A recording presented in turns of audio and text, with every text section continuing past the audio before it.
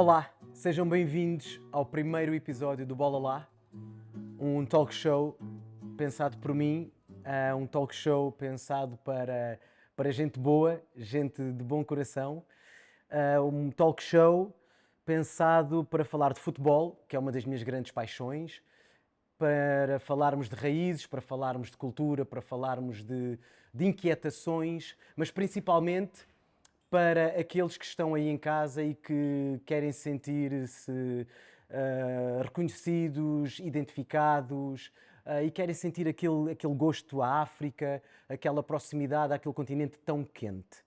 E eu não podia deixar de convidar para meu primeiro convidado, perdoem-me a redundância, alguém que eu trago perto do coração, alguém que nunca me diz que não a quase nada, porque é um homem ainda conservador. Apresento-vos o meu grande irmão, grande amigo, Luís Boa Morte. Bem-vindo, Olá, Luís. como é que estás? Estou bem, e tu? Está tudo bem, está tudo bem. Obrigado pelo convite. É uma honra estar aqui. Bora lá. Bora lá, bora lá. É exatamente isso, é exatamente isso.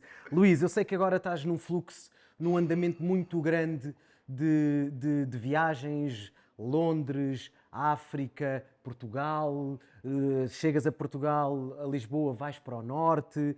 Bom, temos aí um rol, temos aqui um tempinho ótimo para falar e eu vou-te começar já a disparar com perguntas. Primeira pergunta que te faço. Não vou já direto à seleção, mas porquê é que saíste do Fulham? Bem, eu saí do Fulham porque achei que estava na altura de ir ao encontro do que eu sempre procurei ser, que é treinador principal. Ok. E achei que depois de 3 anos, ou melhor, 5 anos nesta equipa técnica, em que trabalhamos 3 anos e meio, depois o outro ano e meio, infelizmente estivemos de fora enquanto estávamos à espera de clube, mas achei que era a altura certa, e tenho certeza pronto, que foi a altura certa para sair do Fulham e abraçar este novo projeto. Ok. E como é que surgiu esta hipótese de seres o selecionador da Guiné-Bissau? A Guiné, eles estavam à procura de fazer uma mudança. E depois também ajudou o fator do diretor-geral ser alguém que jogou comigo e partilhamos balneário muitas vezes, jogamos contra, também fomos adversários Ok. nas camadas jovens, enquanto jogávamos na formação e depois mantivemos sempre contacto, sempre fomos muito chegados, muito próximos. Claro que para mim foi uma mudança grande. Claro. Por todas as razões e mais algumas, sair do futebol número 1, que é a Premier League, e entrar noutra aventura, mas também nunca com medo, e Claro. sempre com esperança e vontade de fazer acontecer. Este programa, deixem-me dizer-vos que é um programa onde nós gostamos de uma coisa que é muito africana, mas também é muito do mundo, que é o quê? Comer. Eu peço que entre aqui o primeiro quituti. Então, temos aqui mandioca frita, fijós, que são pastéis de milho com atum, e aqui uma maionese, isto tudo patrocinado pela Dona Milocas, que é uma cozinheira de mão cheia. Bora aí, bora lá, mete aí a mãozinha, eu vou aqui à mandioca. Milocas, vou cometer o crime, hein? Como fritos, mas vou cometer o Não comes milocas, fritos né? utanas, ui, és um fadista, tu agora come, direto, não, está-se bem. Está-se bem. Não, vamos embora. Deixa-me perguntar-te aqui uma coisa. Tu falaste é uma coisa diferente, não é? Uma coisa é nós treinarmos diariamente. Tu, enquanto treinador de clube, vais todos os dias para o centro de estágio, estás diariamente com os teus jogadores, vives o dia do clube. Como é que é esta parte do selecionador? O selecionador é diferente, não é? Tem uma Sim, especificidade totalmente dispar. Sim, é bastante diferente. Nós idealizamos o nosso trabalho, o que é que vai ser a nossa semana na seleção. Yeah. Então, entramos em estágio ao domingo à noite ou à segunda de manhã, treinamos segunda à tarde, por vezes para jogar à quinta-feira, à noite, e por vezes para jogar à sexta-feira. Mas só que nós temos que respeitar o jogador em si, porque o jogador jogou no sábado, uns jogaram no sábado, outros jogaram no domingo, E, portanto, quando chegam à seleção, o nosso trabalho, para nós enquadrarmos tudo o que é necessário fazermos, é difícil. É difícil porque começamos a entrar os jogadores entram quando jogam ao domingo, segunda-feira estão lá, mas estão no primeiro dia de descanso. À terça-feira é o segundo dia de descanso para quem jogou ao domingo. À segunda é o segundo dia de descanso para quem jogou no sábado. E é difícil. E depois estamos já à quarta-feira e jogamos quinta. Nós estamos quarta e estamos quinta e depois jogamos sexta. Portanto, é difícil. Tens ali o quê? Um treino em conjunto a full? Sim, em que podes trabalhar o que queres fazer, o que queres sair do jogo. E depois temos essa, né? Que nós, treinadores, idealizamos, estudamos a outra equipa, mas nós sabemos que isto andamos a jogar ao gato e ao rato, porque eu sei que fui observado do meu último jogo. Claro. E eu, o próximo jogo, vou querer aparecer com coisas diferentes. Claro. Mas vou aparecer com coisas diferentes, não posso fugir muito ao que eu treinei o mês passado, porque eu preciso fazer uma colagem. Colar do que foi, por exemplo, vamos imaginar que é agora, do que foi setembro e outubro, continuo a colar para novembro, que é para a seleção começar a ganhar alguma consistência. Claro. E quando assim não é, é difícil. E eu já sinto a dificuldade porque tenho andado a conservar mais ou menos 85% dos jogadores de convocatória para convocatória e depois apareço sempre com um jogador novo, 2 jogadores novos, porque o trabalho de selecionador é isto, é constantemente a fazer a análise de jogadores, à procura de jogadores. Nós temos que perceber o nosso contexto, que a Guiné-Bissau é um contexto diferente de uma seleção europeia. Temos mais dificuldades em termos não de qualidade, mas em termos de temos que competir com Portugal, França e o Senegal, as nacionalidades que muitas vezes estes jogadores têm, e Espanha também, que estes jogadores normalmente têm, e que estão sempre, que é legítimo, no sonho de jogar por Portugal, jogar por França, jogar por Espanha e jogar pelo Senegal. E nós, muitas vezes, somos a quinta opção, o que torna difícil, ou torna mais difícil o processo, mas não é. Mas eu procuro sempre ir atrás da solução, mais do que ficar preso ao problema. E diz-me uma coisa, tu já vês, porque eu lembro-me de ver o campeonato africano há 10 anos atrás, e era aquele jogo ingênuo, digamos assim, sabes? Muito partido. Muito partido, Toda a gente correria para a frente e ninguém, para trás, taticamente praticamente não tinhas um respeito tático por aquilo que os treinadores te pediam. Hoje, como é que tu vês o jogo a nível do jogador africano? Não estou a falar, bem sei que o jogador africano sai e vai para a Europa e depois daí traz muita rigidez tática, o que ajuda depois o trabalho dos selecionadores. Sim. Mas houve ali uma mudança. Sim, porque muitos treinadores em África vêm da Europa. E depois começa-se a trabalhar um bocado da cultura europeia, então, em ir em busca do que pode ser o sucesso, mas pode ser o sucesso não em jogo partido, em que o jogo era uma correria para a frente e para trás, tudo, e taticamente pouco definido, e hoje em dia já se trabalha de forma diferente. Porque à medida que se vai organizando os canos, vão havendo melhores estádios, melhores campos e por aí fora. A qualidade do futebol também vai subindo. E somos obrigados a caprichar nisso. E então a tal dificuldade é o trabalhar num clube diariamente, em que tu podes colar a coisa dia a dia, o que hoje não funcionou bem, amanhã já funciona melhor, ou tentamos outra vez. E em seleção é completamente diferente, porque em seleção temos que ser precisos e objetivos no que queremos, mas também não podemos tomar muito do jogador, porque o jogador já vem massacrado do jogo e vamos meter outro jogo em cima e depois jogamos à quinta e jogamos segunda-feira, ou jogamos à sexta e jogamos na terça.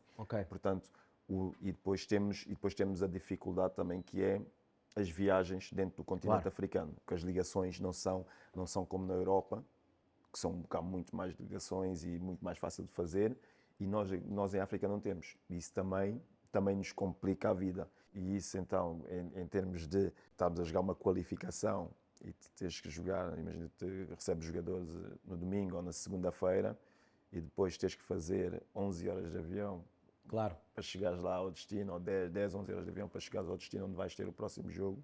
Claro, É estamos a complicado, falar é num dos super continentes desgastante. maiores do mundo, não é? É super Então, complicado, yeah, yeah. mas vamos em frente. Agora vou-te fazer uma pergunta que é um bocado polémica. Qual é a tua resposta à falta de treinadores negros em Portugal? Não diria em Portugal, Tu dizes no mundo, não, é geral. geral. Falamos nesta área porque é a minha área, né? Claro. Eu quando estou num clube de futebol, figura máxima vai ser o presidente. Ok. Ou melhor, tens o símbolo do clube, é o clube, porque o clube estará lá sempre. Acima de entre, todos, claro. entre presidentes, treinadores. A seguir vem o presidente. Depois de vir o presidente, veio o treinador. Ok. O presidente nem sempre aparece, tu nem sempre vês o teu presidente, não vês, porque ele está fora, tem outros negócios por aí fora, etc. E não é ele que vai dar conferências de imprensa, não é ele que vai fazer pós-matches, pré-matches, etc. Portanto, a seguir ao presidente, quem é que vem? Vem o treinador. E quando vem o treinador, há uma certa dificuldade em ter, eu nem diria, eu não vou dizer negros, porque vou dizer outras etnias, porque na verdade são outras etnias. Ok, claro, também Porque não há- não vejo muitos porque treinadores árabes. não tens. Ok. Porquê? Porque não vêm as outras etnias a liderarem projetos. E porquê que não lideram? Porquê? São mais burros, são menos inteligentes. Não é nada disso, não é nada disso, porque nós depois começamos a entrar num ciclo vicioso, que é a falta de oportunidades. Depois, o que acontece é, querem direito de igualdade, não há problema, vão ter direito de igualdade. Às vezes, nem entrevistas tens direito. E quando tens direito a entrevistas, é logo, não serves para o que eu estou à procura. Pronto, e mata-te logo aí. Ok, tu estás a dizer é quando tu vais a uma entrevista, tu sentes que há logo um travão. Tens logo travão. Se não tens logo travão aí, é quando... Está bem, depois entramos em contacto. Pronto. Mas tu achas que é uma questão... Por exemplo, há uma coisa que eu noto. Um clube tão grande como o Benfica teve Neno, Bruno Varela e, assim, a espaços e o Samu. Tu achas que isto tem a ver com essa... Num desporto que tem tantos ídolos negros, um dos maiores ícones do futebol foi o Pelé, não é? O Eusébio no Benfica. O caso agora do Vinícius na Bola de Ouro, quer dizer... Há quem defenda que ele devia ter ganho, há quem não é... Não é unânime. Não é unânime, mas é também na altura quando era sempre entre o Messi e o Ronaldo. Claro. Claro. Se ganhasse o Messi é porque o pessoal que apoia o Ronaldo, foi injusto, não sei o que era. Se ganhasse o Ronaldo, o pessoal que apoia o Messi, pronto. E então acabou por ganhar o Rodri. Epá, mas o Rodri... Muitas vezes o Rodri joga muito. Tá bem. O Rodri, vão pesar os títulos que tu ganhas a nível de seleção, também por aí fora e tudo. o Rodri ganhou o Campeonato Europeu. Da Europa. Ok, e o Vinícius... Mas o Vinícius ganhou a Liga dos Campeões. Ganhou... Não foi? Foi o Real Madrid. Foi o Real Madrid, ganhou a Liga dos Campeões, já. Sim. Pronto, então, e agora temos aqui uma Ok. balança. Quem ganha, quem não ganha. Não, claro. Aí- Eu achei aí- estranho. Aliás, achei tão estranho quanto a frase que o Figo depois teve, que a Bola de Ouro era um prémio prestigiante até agora. Percebes? Ou seja, ele deixa ali reticências Sim. de... Pá, É assim, eu também, assim, nós vamos entrar aqui em debate de quando é que a Bola de Ouro foi justa e quando é que não foi, né? Não. Depois também vê-se as declarações do diretor da France Football a dizer sofri muita pressão do Florentino Pérez. Sofri muita pressão do Florentino Pérez. Então, o presidente vai mas exercer nós pressão. sabemos que o Florentino Pérez, que o Real Madrid tem muito poder. Pronto, então, mas espera aí, os jogadores do Real Madrid ganham porque são bons jogadores ou porque sofrem a pressão ou porque eles sofrem a pressão do presidente? É uma boa pergunta. Mas eu vou dizer assim, é uma boa pergunta porque eu acredito que, de facto, o melhor clube de todos os tempos, e prova-se pelas Champions que tem, é o Real Madrid. Porque fazem remontadas como ninguém e só não foram tão fortes quando o Guardiola treinava o Barcelona. Ok? Mas eu também acredito que haja um lobby muito grande que é maniatado pelo Florentino Pérez ou por quem está à frente do Real Madrid. Porque o Real Madrid é uma marca muito forte. Sim. Da mesma forma que aqui em Portugal também dizem que o Benfica o faz porque o Benfica é a maior marca portuguesa. não é? A marca mais forte, com mais peso. Então percebemos, e nós sabemos que o lobby, sabemos que o jogo de influências existe, não vale a pena a gente estar aqui a dizer que não. O adepto está a chorar em casa, está, porque eu quero, não, vai. Aquilo já está trabalhado e já sabemos que aquele clube vai perder e que o outro vai ganhar. Às vezes é mesmo assim, é uma peça de teatro, meus amores. Eu também faço teatro, às vezes é assim. Lamentamos, mas a vida é isto. Mas onde eu quero chegar é dentro deste jogo todo, quando é que nós vamos começar a ter mais oportunidades? A verdade é que nós, de outras etnias, para termos a oportunidade, nós temos que provar 3, 4 vezes Sim. mais para ter. Mas não deveria ser assim. E muitas vezes, como eu vejo, tu deves saber o nome dele, que eu não sei, não sei o nome dele, mas foi quase como uma cena do outro mundo, quando o pivô da SIC, o rapaz do O Rastas, das raças. Sim. porque o primeiro nego, não, mas o primeiro o quê? Não, tem que ser tratado como outra pessoa normal. Yeah. Porque o problema é esse. O problema é o ênfase que vão dar ao primeiro. Mas o primeiro o quê? Não é primeiro. Yeah. É um jornalista, um pivô como outro, qualquer. Não Yeah. pode ser tratado como o primeiro nego a apresentar. Mas o primeiro nego a apresentar o quê? Não é o primeiro nego a apresentar, tem que ser apresentador, tal. Acabou. Eu aproveito este contexto para dizer-vos que este conteúdo está a ser gravado na casa, no Centro Cultural de Cabo Verde. E porquê que está a ser gravado no Centro Cultural de Cabo Verde? Porque a essência do Bola Lá tem muito a ver com africanidade. Tem muito a ver com todos os convidados das várias etnias terem alguma coisa, nem que seja a unha do pé, em África. Alguma afinidade. E aí surgiu esta oportunidade de nós estarmos aqui no Centro Cultural de Cabo Verde, que nos acolheu inacreditavelmente bem, que é nosso parceiro, desde o primeiro momento que nós cá viemos. E podia ser noutra casa cultural, podia ser na Casa Cultural de Moçambique, de Guiné-Bissau, de Angola, de qualquer país africano. O que tem a ver é... Já viram isto? O que é que foi? Angola. O que é que eu não... São Tomé! Calma, estou ciumento, brother. Brother, eu ia falar em São Tomé já. Eu ia... Está ali, está tatuado aí. Eu ia falar em São Tomé. O que eu ia dizer é... Tem que ter uma coisa chamada lusofonia. É só isso que eu ia dizer. Calma, não fiques... Tu és... Me ensinou os outros, não há problema. É tão... Calma, vocês ouviram as primeiras palavras, né? Logo ao princípio, né? Isto é triste. Porque o primeiro e tal, mas não há problema. São Tomé e Príncipe, estamos juntos. Mas estamos juntos, calma. São Tomé e Príncipe, estamos juntos. São Tomé e Príncipe, estamos juntos. Fecha a cortina, espera aí. Estamos juntos, São Tomé e Príncipe. Calma. Eu agora até faço para a câmara dele. São Tomé e Príncipe, estamos juntos. Estamos juntos mesmo. E sabes porquê que sabes porquê que estamos juntos mesmo? Porque nós, inclusive, temos um programa do Bola Lá para gravar aonde? Na Roça dos Angulares, do João Barros, em São Tomé. A sério? Estás a ver? Não, Estás a ver? Sabia. Como é que é a tua relação com os teus filhos agora, principalmente que o teu filho joga no Rio Ave? Distância é. Mas é algo que. Porque a minha profissão é uma profissão egoísta. Ok. É uma profissão egoísta. A antiga profissão também é uma profissão egoísta, mas em que a partilha acontece mais, ou aconteceria mais, ou sempre aconteceu mais. Agora, esta profissão de treinador é uma profissão muito mais egoísta. Ok. Porquê? Porque tu já sabes que, ao seres treinador, tu dificilmente tu vais conseguir estar ao lado de casa. Claro.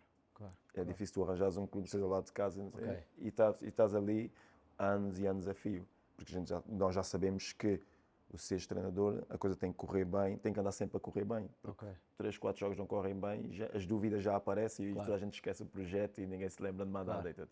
Portanto, ao acontecer isto, passa a ser uma profissão egoísta, porque tu vais tomar decisões e muitas vezes as decisões passam por ir para aqui ou para ali e a tua família vai ter que andar contigo, e à medida que eles vão crescendo, tu vais ter que ir tomando decisões. Eu acho que tenho esta capacidade de viver assim, porque também sempre fui um filho de rua, entre aspas. Ok. Às vezes um gajo nunca gostou de estudar, só fui até o 8º ano, O meu pai era embarcadiço, era Ok. alfaiate, fazia muitas vezes o Cruzeiro Funchal, e a minha mãe estava sozinha, e nós éramos 10. Ok, Éramos 10 em casa, e claro que a minha mãe, mãos para aquilo tudo não dava. claro. E então Eram 10. havia sempre quem fugisse, e eu aproveitei sempre, tomei sempre por Eram 10 irmãos. Yeah.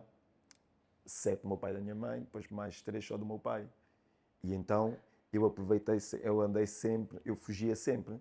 Porque porque pronto, agora já eu disse estas histórias à minha mãe, né? Porque agora a minha mãe até fica, meu pai partiu há 9 anos, mas a minha mãe fica de boca aberta quando eu trago estas questões ou estas histórias ao de cima, Ok. tipo, comecei a jogar bola com 9 anos. E depois Ok. fiz no Arrentel, fiz futebol de salão, fiz o Arrentel e depois fui para o Sporting. E eu com 11 anos comecei a sair da Rentela e ir até Alvalade, no estádio do Sporting, que era aí que nós E a tua mãe não treinávamos. sabia? Não, aí já sabia, aí Ok. sabia. Mas eu aí comecei a conhecer Lisboa. Eu com 11 anos já andava por Lisboa quase de olhos fechados. Eu e mais um amigo meu, que até hoje damos-nos bem, que eu costumo frequentar o espaço dele, que é o David, que Ok. vou já fazer referência ao My Gym. Nós tínhamos treino às 7 da tarde, às 19 horas, e nós íamos para Lisboa às 2 da tarde. Íamos os dois para Lisboa às 2 da tarde e corríamos Lisboa inteira. Portanto, e eu aproveitei, eu tomei sempre partido dessa situação, tirei proveito da situação da minha mãe estar sozinha, com todos nós, eras, como eu digo, o miúdo de rua. Até com os 14 anos, eu fui trabalhar ali para o Parque Campismo. Qual parque campismo? No Aquele do CCL, Monsanto? não ali na Costa da Caparica, mas era de Ok. Lisboa. Ok. Ok. E aí foi o meu primeiro trabalho, com 14 anos. Então, eu estava ali no armazém, só a organizar o armazém. Depois ele meteu na padaria, depois da padaria foi para a charcutaria. E eu comecei a ver aquilo, 14 anos, se ganhasse um bom dinheirinho e tal. E depois dali decidi ir para as vindimas. Foi o único que me derrotou até hoje, porque foi um trabalho tão duro que eu só estive lá um dia. Só estive lá um dia e depois fui procurar outro trabalho. Fui procurar outro trabalho, arranjei outro trabalho, fui para aqui em Lisboa, em Alcântara, trabalhar numa empresa que era a reparação de motores dos frigoríficos, dos fogões, das máquinas de lavar roupa, louça, etc. E depois daí fui para eletricista. Fui para eletricista, mas aí sempre a jogar a bola. Tu chegaste a jogar na primeira equipa do Sporting? Não. Que Eu engraçado. fui dispensado do Sporting, depois fui para a Cova da Piedade, mas continuei sempre a trabalhar e a jogar. E depois ainda tentei estudar à noite, mas depois era muito. Acordar de manhã, um quarto para as 6, para apanhar o autocarro às 6h25, e trabalhar durante o dia todo, depois ir treinar ao final do dia, depois saía do treino e ir para a escola. A escola acabava um quarto para a meia-noite. Claro que eu estava quase a dormir na escola, né? Então depois aí meti a escola de parte, fiquei só a trabalhar e a jogar. E então, como eu digo, e eu acho que o ser assim, todo este trajeto que eu fui tendo, Vai-te servir, não é? todo este trajeto que eu fui tendo, ajudou-me a ser na pessoa que sou hoje em dia, né? Claro. E então, quando eu digo que, quando tu perguntas-me qual é a tua relação com os teus filhos, Yeah. a minha relação com os meus filhos é esta, é de que eles sejam sempre mais fortes do que pensam. E porquê? Porque eles têm que perceber que a vida é feita disto, né? É feita de desafios, e quem tem esses desafios e quem vai à luta. Essa técnica, filha da caixa. Só há um gajo que é o Pedro, o educador. Eu, às vezes, os meus amigos têm estas designações. Pedro, o educador. Carlos, o contabilista. Isto parece uma cena da máfia, que eu tento que seja. Você espalha o picante. Malta, atenção, aí para casa, técnica. Limãozinho, picante assim no fundo do prato. Depois, quando a comida assenta, vai sempre. Mas vais lá ver também se não... Macaco velho, tu, né? Fadista. Continua, desculpa. E então eles têm que ser resilientes. E Claro. o ser resiliente é sentir que a vida não é só feita de coisas bonitas, né? É só situações bonitas e que isto acontece e está feito. Não, não é assim. Portanto, a minha luta, ou guerra, entre aspas, com eles é sempre ou eles irem à luta. Por isso é que o meu mais velho, ele foi para os Estados Unidos estudar com 18 anos. E ao fim de 2 meses e meio, ele quis Voltar. voltar. Porque estava com saudades, homesick, e etc, etc, etc. E eu disse, e pronto, e ele obrigou-me a fazer uma viagem aos Estados Unidos para ir lá falar com ele. Uma viagem de motivação. Uma viagem de motivação, cansativa e tudo, porque ir à sexta para voltar domingo à noite. Então, mas isso é de pai, porque ele estava com saudades. E eu tive que explicar que o facto de estás com saudades dos teus amigos, da tua mãe, etc, etc, etc, tu não podes deitar tudo a perder porque estás numa situação privilegiada e tu não podes deitar isso a perder, porque muitos, quantos é que não gostariam de estar na tua posição? Claro. E pronto, lá consegui que ele pensasse outra vez e ele acabou por ficar, porque eu também disse-lhe que tu tens que ver que nós temos quase a mesma história em termos de vida com essa idade, porque tu foste para os Estados Unidos com 18 anos, mas o teu inglês era melhor que o meu. Eu fui um ano mais velho para a Inglaterra, não falava inglês como tu falas. Claro. Tu foste estudar e tiveste que estudar numa língua que não é tua. E eu fui para a Inglaterra, fui viver também num país em que a língua, a cultura e tudo também não era igual a Portugal, mas temos isso em comum, de termos ido para fora muito cedo. E o que é que acontece? E ele então aí já acalmou, ok. Mas a minha profissão obriga-me a estar tão ausente, Claro. né? Tanto com a minha filha, com o meu filho mais novo, e agora ele foi viver para Vila do Conde. Vivia em casa, mas agora foi viver para Vila do Conde porque foi jogar para o Rio Ave. E, mais uma vez, estamos super ausentes, ou melhor, dificilmente temos que esperar pelo Natal, por vezes a Páscoa ou não. Temos uma boa relação, mas estamos ausentes muitas vezes. Portanto, a minha vida agora passa por ir à sexta-feira para a Vila do Conde e voltar ao domingo ou à segunda-feira.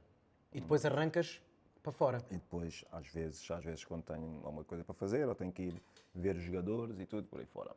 Porque a minha filha vive em Lisboa, o outro vive em Vila do Conde, o outro filho vive em Sintra. Temos uma boa relação.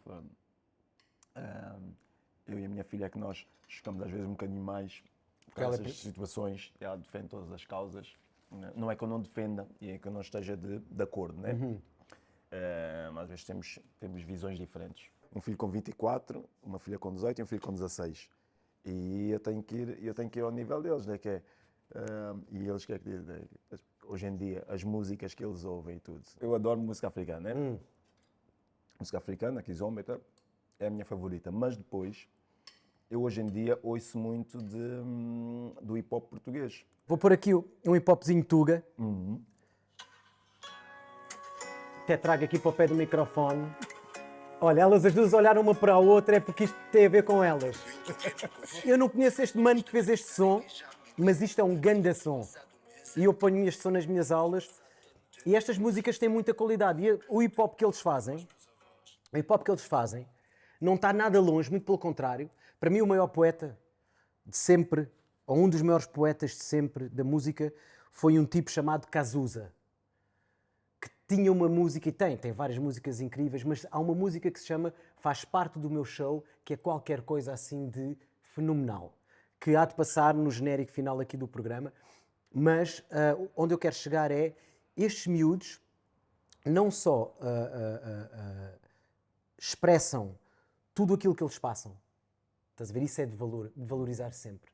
E principalmente também expressam tudo aquilo que eles veem e a injustiça que eles veem acontecer. E eles conseguem ser exatamente uma frase que eu já vi várias vezes escrita e que eu acho que faz todo o sentido, que é ser a diferença que queres ver no mundo.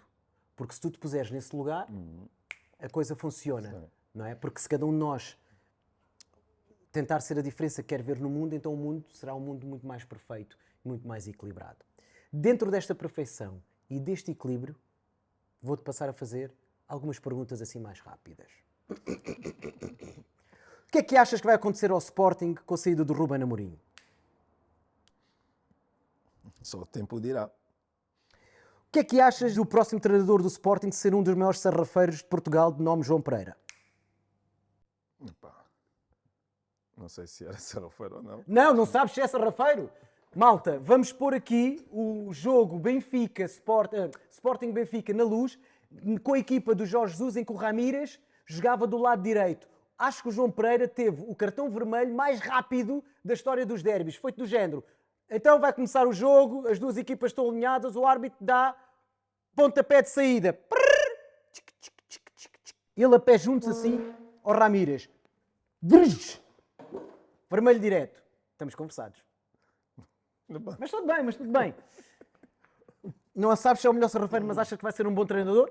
Não sei, não o conheço, não tenho acompanhado o trabalho dele, né, mas não sei. Quais são os clubes que tu apoias nas 6 melhores ligas da Europa? 6 clubes, tipo... 6 clubes? Aqui em Portugal, Benfica, claramente, não é preciso falar, depois o Benfica. Claro, aqui em o Benfica. Portugal, sim, Benfica. Deus e diabo. É uma equipa. Isso é uma equipa. Para bom entendedor, Deus e diabo. Sim, senhora. Inglaterra é difícil. Entre o Arsenal e o Fulham é difícil. Ok. Espanha, Valência. Hã? Desculpa? Valência. Eu já te explico porque é que é Valência. Ok. França. França, Olympique Marselha. Tinha que ser dos sarrafeiros, aquela coisa toda. Ok. Também sou do bairro. É verdade. Alemanha, acho que é Bayer Leverkusen. Mas por causa do Xavi Alonso? Não. Tem a ver com antigamente jogar jogos de Championship Manager. Mais uma pergunta. Qual é a tua melhor memória enquanto jogador de futebol? Campeão da Premier League, ou Premiership na altura, pelo Arsenal. Pelo Arsenal. Teu treinador de eleição? Treinador de eleição? Assim, não tenho treinador de eleição. Eu jogava, sabes, quando eu jogava ao CM, eu muitas vezes eu metia Carlos Queiroz. Porquê? Carlos Queiroz? Vou explicar porquê. Explica-me. Sabes que isto tem tudo uma explicação. Sabes que quando Portugal ganhou o Campeonato do Mundo de 89, sub-20, em Riad. Em Riad, esse aí. Riad. Eu lembro-me aqui em Portugal, mas antes tinham ganho em Riad. Sim. Sabes que eu nessa altura, do Riad foi de Riad, depois veio o de 91 e o de 91. Eu na altura andava muito atrás de Portugal. Portugal andava a treinar por aí, e eu ia ver e tudo. E criei ali uma relaçãozinha, mas na altura, em 91, eu estava com 14 anos, né? 14 anos. Eu alguma vez sabia lá que alguma vez eu ia estar a jogar com o Figo, com o Rui Costa, por aí fora. Eles também eram sub-20, tinham 19 anos. E eu, quando jogava CM, eu metia o treinador daquela seleção, que era o Carlos Queiroz, tinha sido em 89, e depois estava a ser em 91. E que depois, mais tarde, viemos a conhecer melhor, e criámos uma boa relação e tudo. Até hoje em dia falamos, mas sim, era o Carlos Queiroz. Qual foi o estádio que mais te impressionou jogar? Newcastle United. Quê? St. James Park. St. James Park, ok, está bem. Mas agora, Luís. Sim. Agora, aqui ninguém nos ouve. Brother, até vou tirar a boina. Eu já sei para que é que ele vem. Mas pronto, espera aí! Eu tenho uma surpresa para o Luís. E o Luís tem uma surpresa para mim. 3, 2, 1 e... Belas, queridas, malucas! Bam, bam, bam, bam, bam, baram, baram. Oh yeah! Para ti, bola lá a dizer: Luís, boa morte. I love you. Agora aqui para o geral, love you. E agora, Luís, vais-me fazer um grande favor, vais vesti-la, pode ser assim por cima. Ok. Cuidado com o micro, por favor. Ok. Vou pedir à produção que me traga a prenda que o Luís Boa Morte... Mas espera aí, mas se prenda, tu é que pedes a prenda. Está bem, pronto, tu pede lá a prenda. Tá Epá, bom. é todo picuinhas, é todo picuinhas. Agora imagino como é que tu és com os teus jogadores. Então eu é que vou oferecer a prenda ao homem e o homem é que pede a prenda. Hã? Espera aí, deixa eu lá aqui. Nem eu ainda vesti a t-shirt. Tens que mostrar para aquela. Espera aí, onde é que tu vais? Ah, espera aí, Calma, tens... mano. Espera aí. Não, pensei que estava a sobrar o mas golo é que ele agora. tem que fazer o plano, faz lá outra vez o Ah, plano. ok, Faz lá ok. outra vez o plano, espera aí. Ah. Calma, tu és bem rápido, espera aí, isto não é como do futebol, Ei, tens de ficar pá. aqui para a malta ver aqui Luís Boa Morte. Espera aí, assim. Luís Boa Morte. Também. A sério. Ok, bora Fica lá. bem, né? Yeah. Agora pede lá a minha. Agora tenho um presente também para ti. E traz. Calma, mano. Olhos fechados. Não, olhos fechados.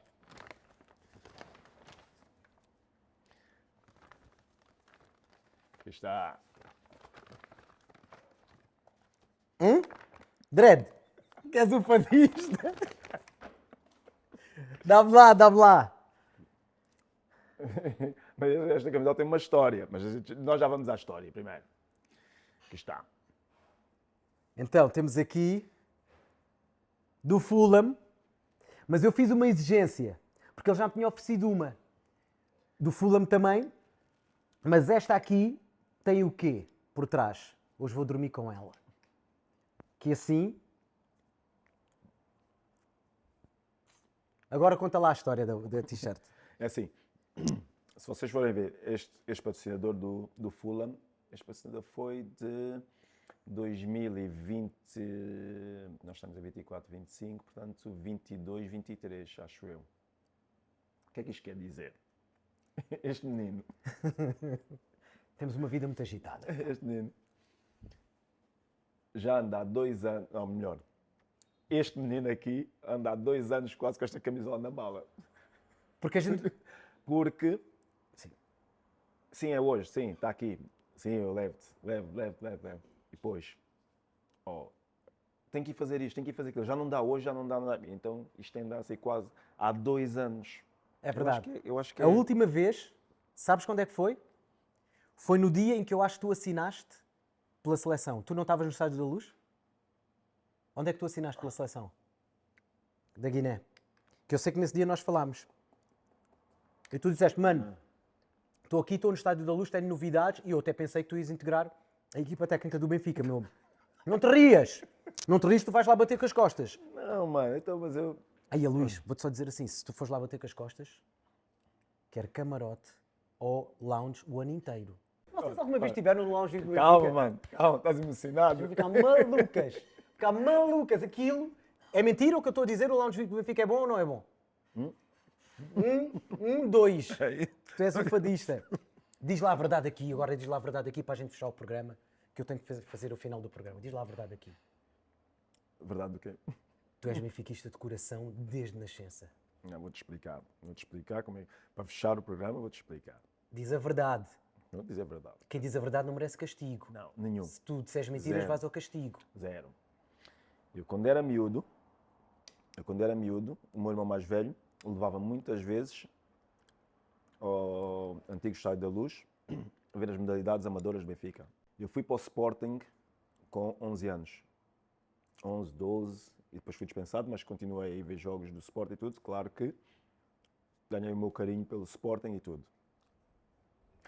Depois voltei ao Sporting mais tarde, 17, 18, depois de Lourinhanense, claro que. Depois vou para a Inglaterra e começo-me a... Claro que sempre vi o campeonato português, mas começo-me a concentrar mais no futebol inglês, que é a minha liga e tudo. E fui por ali. E depois... Agora, tive a oportunidade de vir jogar tanto para o Sporting, Benfica ou Porto. Houve oportunidade na altura, não se concretizou. Conheci-te no Estádio da Luz porque trabalhava como observador do Arsenal e e tinha vários jogadores que estavam no Benfica na altura, como também fui ao Porto, fui ao Sporting, fui Quer dizer, onde a foste Braga. melhor tratado é no pronto. Benfica. Isso tens que admitir. E eu conheci-te aí, mas também porque trabalhava como observador e andei. Agora, é como eu te digo, eu tanto me dou bem com Deus como me dou bem com o diabo. Mas ganhei o último Legends, foi pelo Sporting do Nazaré. Eu vi essa bodega, é triste. E agora na Taça Liga em fevereiro também, Sporting também. Porquê? Tudo bem. Porque eu joguei pelo Sporting, cresci no Sporting e tudo. Mas Tá agora bem, dou-me o Sporting bem. é um clube Mas amigo. eu sempre dei bem com o Luís Vieira, com o Rui Costa, está agora, Pinto da Costa, sempre dei bem. Varandas também, conheci durante pouco tempo, mas também dei E o bem. Vilas Boas? Vilas Boas, nunca, a não ser Inglaterra, que eu tenha visto lá, nunca assim tivemos grande intimidade. Ok. Pronto, Está bem. Mas E é isto. Mas é isto, porque eu sou um cidadão que gostava de que o pessoal percebesse, pelo menos em Portugal, porque em Inglaterra não há qualquer problema, porque eu jogava no Fulham e eu ao domingo pedia, se o Chelsea jogasse ao domingo, eu pedia bilhetes ao Paulo Ferreira e ia para o meio dos adeptos do Chelsea, e nós estamos a falar de uma distância ainda menor entre Sporting e Benfica, ainda mais próxima. E eu ia ver o jogo do Chelsea no meio dos adeptos do Chelsea, e tudo tranquilo, e quando joguei no Arsenal fui ver jogos de Manchester, Liverpool, não sei o quê, e nunca houve problema, porque não tem que haver. Claro. O pessoal tem que perceber o fair play e tudo por aí fora. Infelizmente, em Portugal não funciona assim. Embora eu nunca fui maltratado, nem no Estádio da Luz, nem no Estádio do Dragão, nem no Estádio de Alvalade. Claro. Não fui maltratado, porque também não dou asas para isso, porque eu, graças a Deus, não devo nada a ninguém no futebol.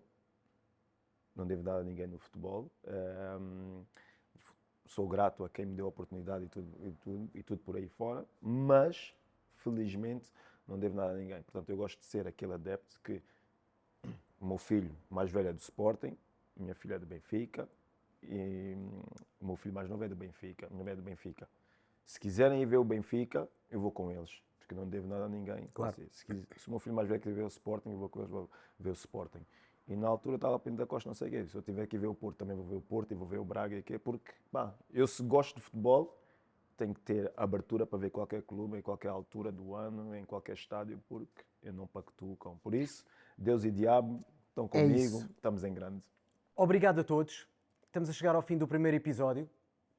Agradecer a todas as pessoas que estiveram envolvidas nesta produção deste episódio, desde a ONIT, a Azov, a Centro Cultural de Cabo Verde. A todos vocês, esperem pelo próximo episódio. Vamos ter um convidado muito especial e assim será. Em cada episódio teremos sempre convidados muito interessantes, desde atores a jogadores de futebol, ex-jogadores de futebol, presidentes de clube, músicos. Sintonizem o Bola Lá assim que ele for para o ar. Ele vai para o ar nas plataformas de streaming. Vejam o nosso Instagram, vejam o Twitter, vejam o YouTube, vejam o Spotify, vejam tudo o que vocês quiserem ver. Daqui, do meu coração para o vosso coração, um beijo. Espera aí que o meu produtor está-me ali a fazer sinais, eu não sei o que é que ele quer dizer. Diz lá, Maves. É para ti, era para aqui para o meio, desculpa. I love you, era para aqui. Daqui, neste primeiro episódio, do meu coração e do coração do Luís Belmorte para os vossos corações, um beijo muito grande e não se esqueçam, por favor, como é para esta câmara, e provavelmente isto vai para o ar naquela altura que vocês vão todas às compras e todos às compras, não se esqueçam desta lembrança deste querido, lindo. Espera aí, isto está-me a dar outra vez aqui mal. Vou fechar já o programa com isto. Não se esqueçam. Olá, eu queria desejar a todos os benfiquistas um Feliz Natal, um excelente ano. Pronto, está bem? Ruben Amorim, I love you. Bora lá, bola lá.